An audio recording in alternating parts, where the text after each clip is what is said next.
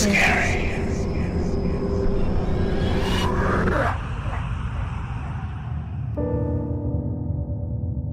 Smile dog. Message received.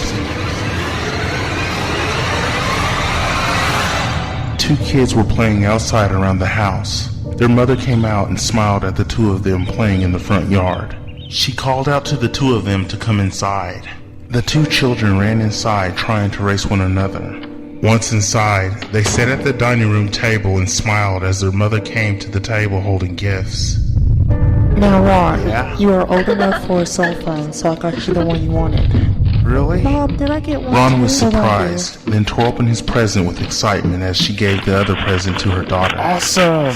Yes! And the mother told her daughter she would get her an iPhone if she showed her how responsible she could be with a regular cell phone. Thanks, Mom. Yeah, thanks Mom, I love the phone.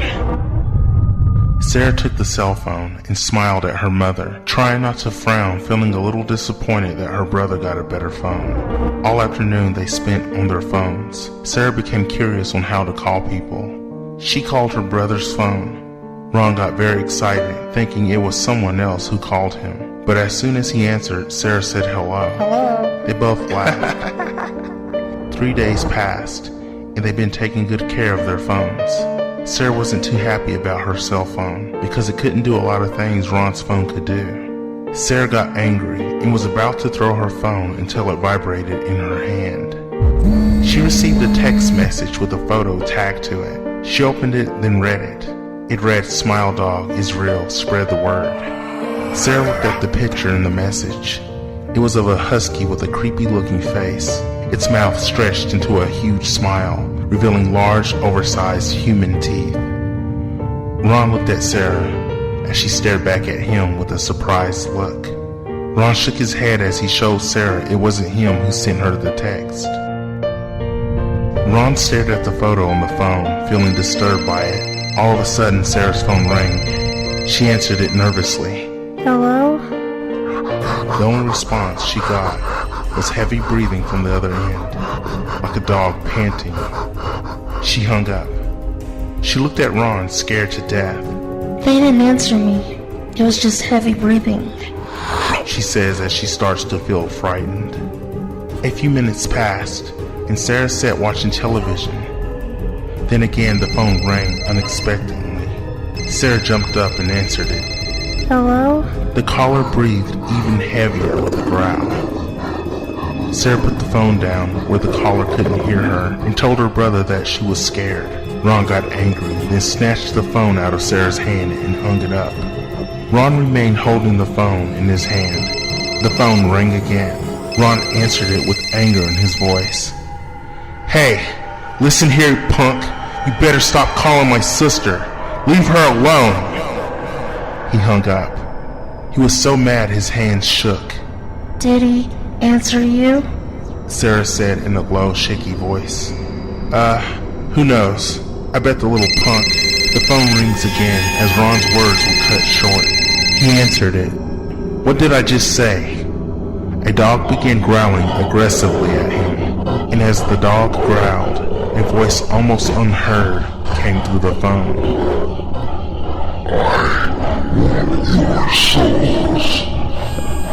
Ron was scared and silent. He hung up. What was that? Sarah asked. Ron shook his head, sighing that it was nothing. The phone rang again, and they both screamed. When they stopped, Ron answered it again. "What do you want?" Ron said in a scared tone. The caller growled loud, then replied in the same way as before. Then the call ended. Sarah grabbed her phone back cautiously and was crying. All of a sudden, they heard someone or something walking down the stairs inside their home. Ron jumped off the couch, and Sarah ran behind him. Ron tried his best not to look scared, but as soon as the thing reached the bottom, they both screamed.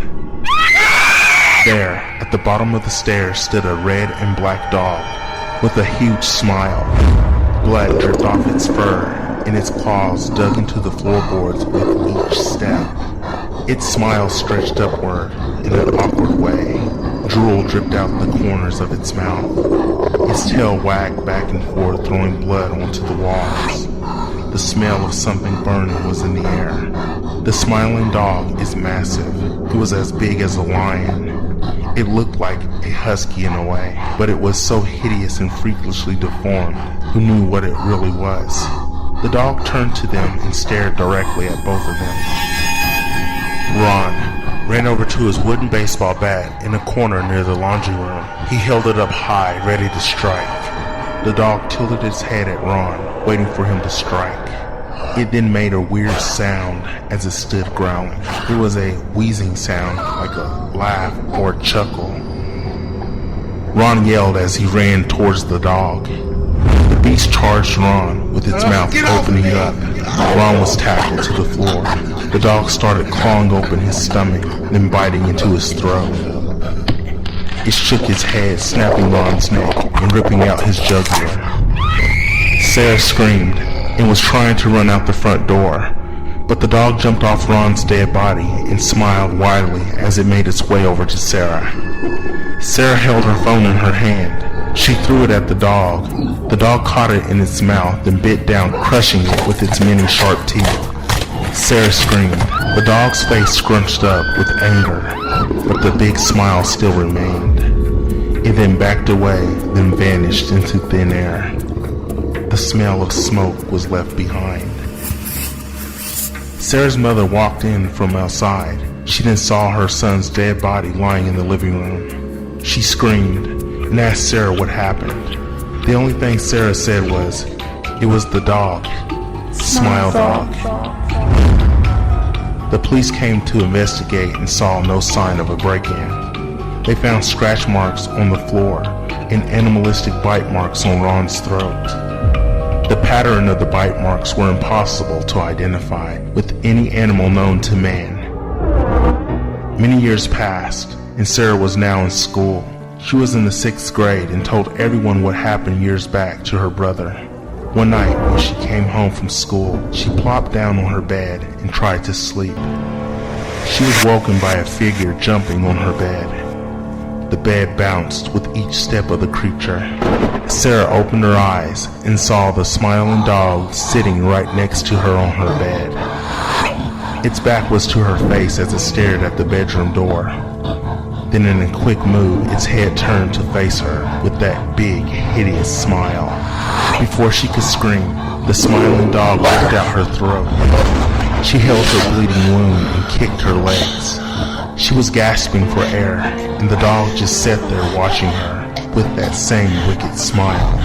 The dog smiled widely at her, then it spoke to her, not with words from its blood-stained mouth, but with its mind, with its thoughts.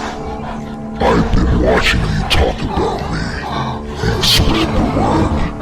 Now I have more victims to satisfy my thirst for blood, for death." Sarah stopped moving.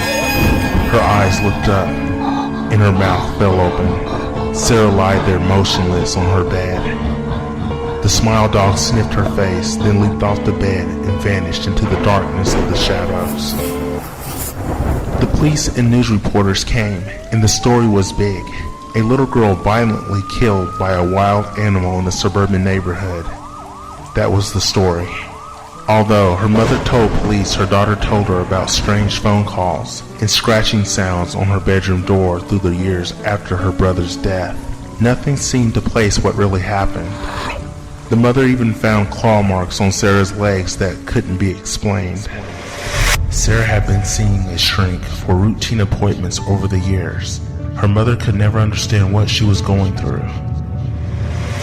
Everyone at school has been talking about Sarah's death and how they all knew what killed her. Even if they didn't want to say it out loud, they knew. Smile dog.